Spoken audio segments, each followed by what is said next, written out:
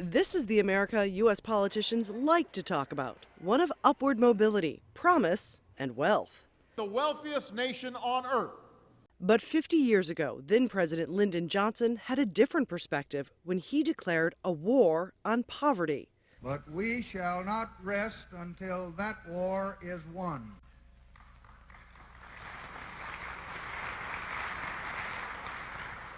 The richest nation on earth can afford to win it.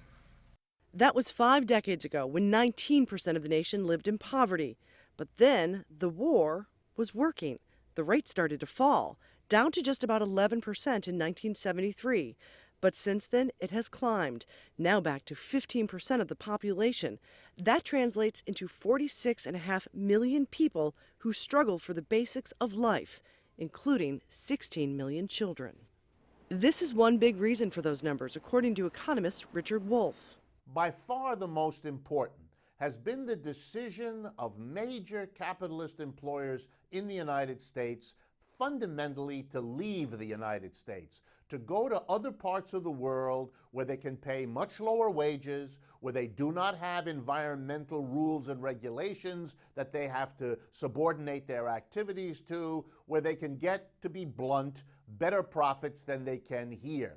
It has also translated into a growing wealth gap. Over the past decade, the incomes of the richest Americans, the so-called 1%, have grown by 86%, while the incomes of everyone else has grown at just a little over 6%.